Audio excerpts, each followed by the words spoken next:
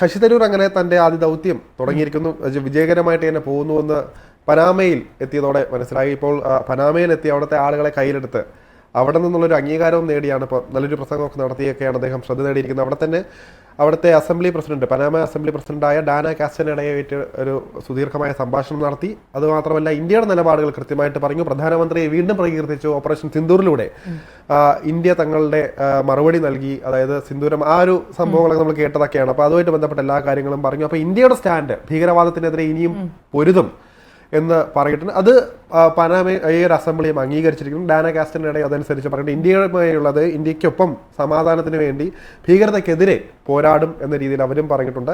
അങ്ങനെ മൊത്തത്തിൽ ഇത് നമ്മൾ പറയുന്ന പോലെ തന്നെ ഉദ്ദേശശുദ്ധി കൃത്യമായിട്ട് വന്നിട്ടുണ്ട്. മാത്രമല്ല, തരൂരിന്റെ പല ചിത്രങ്ങളും നമുക്ക് അഭിമാനം നൽകുന്ന രീതിയിലാണ്. നമ്മുടെ അദ്ദേഹം പറഞ്ഞ പോലെ തന്നെ രാഷ്ട്രീയ പാർട്ടികൾക്ക് അതീതമായി ഇപ്പം നമ്മുടെ രാജ്യത്തിനകത്ത് വിവിധ രാഷ്ട്രീയ പാർട്ടികളിൽ നിന്ന് പല വേർതിരിവുകളുണ്ട്. പക്ഷേ രാജ്യത്തിന് വേണ്ടി, ദേശീയതയ്ക്ക് വേണ്ടി ഒറ്റക്കെട്ടായി നിൽക്കുമെന്ന് അദ്ദേഹം പറഞ്ഞിട്ടുണ്ട്. അതിൽ കൃത്യമായിട്ട് തന്നെ അത് വന്നിട്ടുണ്ട്. അദ്ദേഹത്തിന്റെ ചിത്രങ്ങളെല്ലാം കാണുമ്പോൾ തന്നെ നമുക്ക് സത്യം പറഞ്ഞാൽ സന്തോഷകരമാണ്. അവിടെ രാഷ്ട്രീയ പാർട്ടിയിൽ ഒരു ഇതുമില്ല. നമ്മൾ ഇന്ത്യയുടെ ഒരു പ്രതിനിധിയായിട്ട് ശശി തരൂരിനെ അവിടെ കാണുകയാണ്. അനുജ കണ്ടായിരുന്നു തോന്നുന്നു. ഞാൻ വളരെ ഹാപ്പിയാണ്. ഒന്നാമത്തെ കാര്യം, ഒന്ന്, ഇന്ത്യയുടെ ഒരു പ്രതിനിധി എന്ന രീതിയിൽ പോകുന്ന വ്യക്തിയുടെ ക്രെഡിബിലിറ്റി വളരെ പ്രധാനമാണ്. ഏതെങ്കിലും ഒരു രാഷ്ട്രീയ സമരങ്ങളിലൂടെ വന്നൊരു വ്യക്തിയല്ല ശശി തരൂർ. അദ്ദേഹം അന്താരാഷ്ട്ര തലത്തിൽ അംഗീകരിക്കപ്പെട്ടൊരു വ്യക്തിയാണ്. മാത്രമല്ല, ഇന്ത്യയുടെ വിദേശകാര്യമന്ത്രി, സഹമന്ത്രി എന്നിവർ വളരെ കുറച്ചു കാലം മാത്രം വർക്ക് ചെയ്തിട്ടുള്ളെങ്കിൽ പോലും ആ മേഖലയിലും എക്സ്പേർട്ടാണ്. അപ്പം എക്സ്പേർട്ടാണ്, അദ്ദേഹത്തിന് ക്രെഡിബിലിറ്റി ഉണ്ട്. അദ്ദേഹം ഇന്ത്യനെ പ്രതിനിധീകരിച്ച് പോകുന്നു എന്നിടത്ത് മറ്റേതെങ്കിലും ഒരാൾ പോകുന്നതിനേക്കാൾ കൂടുതൽ ഒരു പ്രാധാന്യം അതിനുണ്ട്.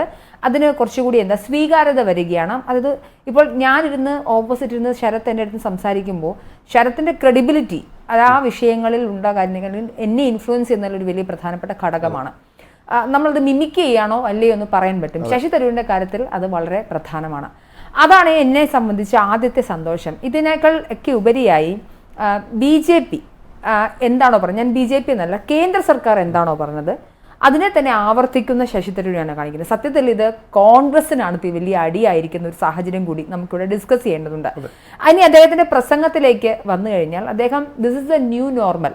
ഈ ന്യൂ നോർമൽ എന്ന് പറയുന്ന പേര് തന്നെ പറയുന്നത്, അതായത് അടിച്ചാൽ തിരിച്ചടിക്കും, അതായത് ഒഫൻസും ഡിഫൻസും ഒക്കെ ഇതിന്റെ ഭാഗമാണെന്നുള്ള നമ്മുടെ ഇന്ത്യയുടെ പ്രധാനമന്ത്രി പറഞ്ഞ അതേ വാക്കുകളെ തന്നെയാണ് ശശി തരൂർ റീകോയിൻ ചെയ്യുന്നത് നമുക്ക് കാണാൻ സാധിക്കും. അപ്പം ശശി തരൂർ അദ്ദേഹത്തിൻ്റെ പ്രസംഗത്തിലുടനീളം, അല്ലെങ്കിൽ അദ്ദേഹത്തിൻ്റെ യാത്രയിലുടനീളം സംസാരിച്ചിരുന്നത് എന്താണോ കേന്ദ്ര സർക്കാരിൻ്റെ നിലപാട്, അത് കോൺഗ്രസിന് വലിയ അടിയായിരിക്കും എന്നുള്ളതാണ് എൻ്റെ രണ്ടാമത്തെ പ്രധാനപ്പെട്ട പോയിന്റ്.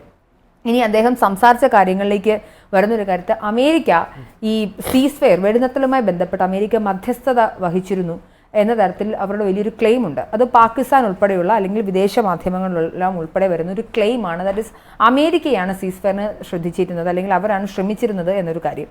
എന്നാൽ ഇതിനെ പൂർണ്ണമായി അമേരിക്കയിൽ പോയി തന്നെ നിരാകരിക്കുന്ന ശശി തരൂരിനെയാണ് നമ്മൾ കാണുന്നത്. ശശി തരൂർ പറയുന്നത്, ഞങ്ങൾ ഓപ്പറേഷൻ സിന്ദൂർ നടത്തുന്നു, തിരിച്ച് പാകിസ്ഥാൻ ഞങ്ങളെ അറ്റാക്ക് ചെയ്യാൻ ശ്രമിക്കുന്നു, ഇന്ത്യ കനത്ത മറുപടി കൊടുക്കുന്നു, ആ സമയത്ത് പാകിസ്ഥാനാണ് ഇന്ത്യയോട് സീസ്ഫെയറിന് ആവശ്യപ്പെടുന്നു എന്നുള്ള വ്യക്തമായ തെളിവുകളോടുകൂടി അദ്ദേഹം സംസാരിക്കുന്നു. അത് അമേരിക്കയിൽ ചെന്ന് നിന്നിട്ടാണ് അമേരിക്കയല്ല മധ്യസ്ഥത വഹിച്ചത് എന്ന കാര്യം അവിടെ സംസാരിക്കുന്നത്. ഇതിന് ഒരു വലിയ രാഷ്ട്രീയ പ്രാധാന്യം കൂടിയുണ്ട്. അതായത് എന്താണോ പോയിന്റുകൾ പറയുന്നത് അതും കോൺഗ്രസ് ഏറ്റു പറഞ്ഞുകൊണ്ടിരുന്നതെല്ലാം അമേരിക്കയുടെ മധ്യസ്ഥതയിലാണ് കാര്യങ്ങൾ വന്നിരുന്നത് എന്നുള്ളതാണ്. പിന്നെ മറ്റൊരു പ്രധാനപ്പെട്ട കാര്യം, ഈ പഹൽഗാം അറ്റാക്ക് മത രാഷ്ട്രീയവാദവുമായി ബന്ധപ്പെട്ടല്ല എന്നാണ് കോൺഗ്രസിൻ്റെ നിലപാട്. അതൊരു ഭീകരവാദ ആക്രമണമാണ്. എന്നാൽ ശശി തരൂർ വളരെ വൃത്തിയായി ചെന്ന് പറഞ്ഞിരിക്കുന്നത് മതം ചോദിച്ച് നടത്തിയ ഭീകരാക്രമണമാണിത്.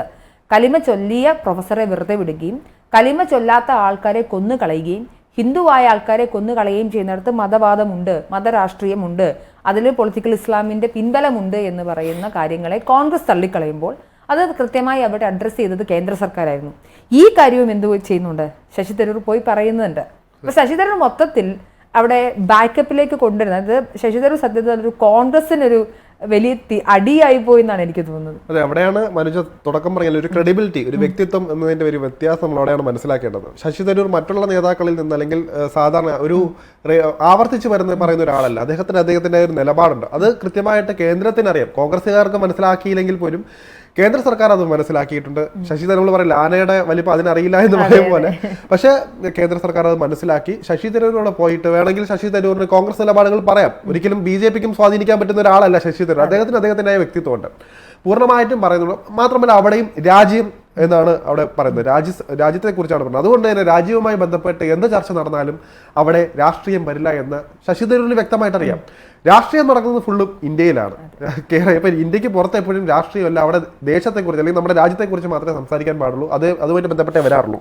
അതുകൊണ്ട് ശശി തരൂർ ഉപയോഗിച്ച, നേരത്തെ പറഞ്ഞ പോലെ തന്നെ ശശി തരൂരോട് വാദിച്ച കാര്യങ്ങളെല്ലാം തന്നെ കൃത്യമായിട്ട് അവർക്ക് അത് ഉൾക്കൊള്ളാൻ കഴിഞ്ഞു. നേരത്തെ മനുഷ്യ പറഞ്ഞ പോലെ തന്നെ അമേരിക്കക്കെതിരെ അവിടെ പറഞ്ഞ് അവിടുത്തെ പൊതുവികാരം കയ്യിലെടുക്കാൻ പറ്റിയെങ്കിൽ അവിടെ നിന്ന് നേരത്തെ ഒരു അംഗീകാരം അടക്കം കിട്ടിയിട്ടാണ് അദ്ദേഹം എന്തോ ഒരു അവിടെ ഭീകരവാദികൾക്കെതിരെ നൽകുന്ന ഒരു ചിഹ്നം, ഒരു ചിഹ്നമാണ് അദ്ദേഹത്തിന് തിരിച്ച് ഗിഫ്റ്റായിട്ട് കിട്ടിയത്. കശ്മീരിൽ നിന്നുള്ള ഒരു ഷോളാണ് നേരത്തെ പറയാൻ ഒരു പാർലമെന്റ് അസംബ്ലി പ്രസിഡന്റായ ഡാന കാസ്റ്റിനിടയ്ക്ക് നൽകിയത്.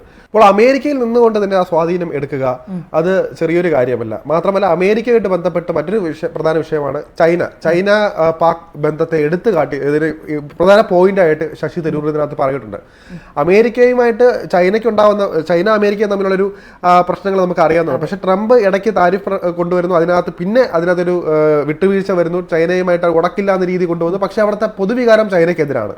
കാരണം നമ്മൾ ഇന്ത്യക്കാർ ചിന്തിക്കുമ്പോൾ തന്നെയാണ് അമേരിക്കൻ അവിടെയുള്ള ആൾക്കാരും ട്രംപിനെതിരായി നിൽക്കുന്നവരെല്ലാവരും നിൽക്കുന്നത് പോലും ഭീകരവാദത്തിനെതിരെ. കാരണം അമേരിക്കയ്ക്കും പകയുണ്ട് പാകിസ്ഥാനോടും ഭീകരതയ്ക്കും, ഒരുപാട് അനുഭവിച്ചിട്ടുള്ളതാണ്. അവർ സപ്പോർട്ട് ചെയ്തതിന്റെ പേരിൽ തന്നെ അതിന്റെ പിന്നിൽ നിന്ന് പണി കിട്ടിയതിന്റെ ഒരുപാട് ചരിത്രം കൂടിയുണ്ട് അമേരിക്കയ്ക്ക്. അതുകൊണ്ട് തന്നെ അവിടെ തുറന്നു കാട്ടുക ചൈനയും അതുപോലെ തന്നെ പാകിസ്ഥാനും തമ്മിലുള്ള ബന്ധം, അമേരിക്കയിൽ ഇതിന്റെ ഇടയിൽ കളിക്കുന്ന കളികൾ, ഇതെല്ലാം തന്നെ കൃത്യമായി വേർതിരിച്ച് കാണിക്കാൻ ശശി തരൂരിനോട് സാധിച്ചിട്ടുണ്ട്. നേരത്തെ പറയില്ല, ഇത്തരം ചെറിയ ചെറിയ ചർച്ചകളായിരിക്കും ഒരുപക്ഷെ വലിയ ഇമ്പാക്ട് ഉണ്ടാക്കുന്നത്. നമ്മൾ മനസ്സിലാക്കി ഇപ്പോൾ ഇതിന്റെ ഗ്രൗണ്ട് ഇത് ചിലപ്പോൾ ഗ്രൗണ്ട് ആയിരിക്കും, ഒരു പാർലമെന്റ് അസംബ്ലി പോലുള്ളത്. അത് വലിയ രീതിയിൽ ഇമ്പാക്ട് അമേരിക്കയിൽ നമ്മൾ വിചാരിക്കുമ്പോൾ പല രീതിയിൽ അത് ഇമ്പാക്ട് ഉണ്ടാക്കും. ഇതിനകത്ത് ഒരു പ്രധാനപ്പെട്ട കാര്യം കൂടെ ശശി തരൂർ പറയുന്നുണ്ട് ശരത്. അതായത് ഒന്ന്, നമ്മൾ എപ്പോഴും സംസാരിക്കുന്നതാണ് എന്തിനാണ് യുണൈറ്റഡ് നേഷൻസ് പോലെയുള്ള സംഘടനകൾ നിലനിൽക്കുന്നത്, ഇപ്പോൾ അത് എത്ര ദുർബലമാണ് എന്ന കാര്യം വളരെ പ്രസക്തമാണ്. ഇതിനെ അദ്ദേഹം അഡ്രസ്സ് ചെയ്തിട്ടുണ്ട്. എൻ്റെ അണ്ടർ സെക്രട്ടറിയായി വർക്ക് ചെയ്ത ആൾ തന്നെ അതവിടെ പോയി സംസാരിക്കുന്നൊരു കാര്യം. ഇവിടെ ഒരു പ്രധാനപ്പെട്ട കാര്യം, ഈ ദ റെസിസ്റ്റൻറ്റ് ഫ്രണ്ടാണ് പഹൽഗാം അറ്റാക്കിൻ്റെ ഫ്രണ്ടിൽ നടത്തിയിട്ടുള്ളതെന്നും അവരതിൻ്റെ ക്ലെയിം ഞങ്ങളാണ് നടത്തിയെന്നുള്ള ക്ലെയിം അവർ ചെയ്യുന്ന സാഹചര്യത്തിൽ പാക് വിദേശകാര്യമന്ത്രി ഇഷാഖ് ദർ ഈ ദ റെസിസ്റ്റൻറ്റ് ഫ്രണ്ടിനെ സപ്പോർട്ട് ചെയ്തുകൊണ്ട് സംസാരിക്കുന്ന ഒരു സാഹചര്യമുണ്ടായി. യുണൈറ്റഡ് നേഷൻസ് പഹൽഗാം അറ്റാക്കിനെ അപലപിച്ചുകൊണ്ടൊരു പ്രമേയം പാസ്സാക്കുന്ന സമയത്ത് ഈ ദ റെസിസ്റ്റൻറ്റ് ഫ്രണ്ടിനെ അവരുടെ പേര് ആ പ്രമേയത്തിൽ നിന്ന് ഒഴിവാക്കണമെന്ന് പാകിസ്ഥാൻ സമ്മർദ്ദം ചെലുത്തിയിട്ടുണ്ട്. അതായത് പാക് സ്പോൺസർ ആയിട്ടുള്ള ടെററിസമാണ് നടക്കുന്നതെന്ന് കാണിക്കാൻ വേണ്ടി ശശി തരൂർ ഈ രീതിയിലുള്ള എല്ലാ കാര്യങ്ങളും അവിടെ തുറന്നു പറഞ്ഞിട്ടുണ്ട്. ഒന്ന് ആലോചിച്ച് നോക്കൂ. അതായത് അവിടെയും ക്രെഡിബിലിറ്റിയാണ് വർക്ക് ചെയ്യുന്നത്. എങ്ങനെയാണ് യുണൈറ്റഡ് നേഷൻസ് പോലൊരു ഓർഗനൈസേഷൻ വർക്ക് ചെയ്യേണ്ടത്, പക്ഷേ അറ്റ് ദ സെയിം ടൈം അത് എത്രത്തോളം ദുർബലമാണ് നിലവിലെ സാഹചര്യത്തിൽ എന്നുകൂടി തുറന്നു കാണിക്കാൻ ശശി തരൂരിന് സാധിച്ചിട്ടുണ്ട്. മാത്രമല്ല അമേരിക്ക ഇപ്പോൾ ശരത്ത് പറഞ്ഞ പോയിന്റിൽ കൂടി ഞാൻ ഒരു കാര്യം കൂടെ അടിയാണ്. ശരത്ത് പറഞ്ഞതിനകത്ത് എങ്ങനെയാണ് US പണി കിട്ടിയിട്ടുള്ളത്, അല്ലെങ്കിൽ ടെററിസം US ബാധ്യതയായിട്ടുള്ളത് നമുക്കറിയാം.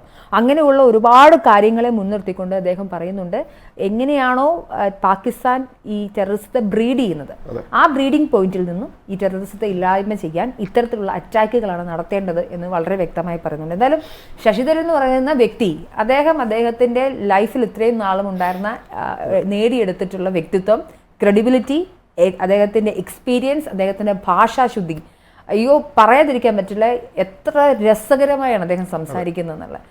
അങ്ങനെ ഒരു ഘട്ടത്തിൽ നമ്മൾ സത്യത്തിൽ നോക്കിയിരുന്നു പോകും എത്ര മനോഹരമായാണ് ഒരാൾ ആർട്ടിക്കിൾ, ഒരു നയതന്ത്രജ്ഞൻ്റെ ഒരു ശരീരഭാഷയോടുകൂടി, ഭാഷാശുദ്ധിയോടുകൂടി, ആ ഒരു മേന്മയോടുകൂടി ശശി തരൂർ വളരെ ബ്യൂട്ടിഫുള്ളായി സംസാരിച്ചു. ഞാൻ പറഞ്ഞത് അദ്ദേഹത്തിൻ്റെ ആ രീതിയിലുള്ളൊരു ഏരിയയിലുള്ളൊരു എക്സ്പെർട്ടിസം കൂടിയാണ്. അപ്പം മൊത്തത്തിൽ പറഞ്ഞു കഴിഞ്ഞാൽ ശശി തരൂരിന് 100-ൽ 100 മാർക്ക് കൊടുക്കാം, പക്ഷേ അടി കിട്ടിയത് കോൺഗ്രസിനാണെന്ന് തന്നെ പറയുന്നത്.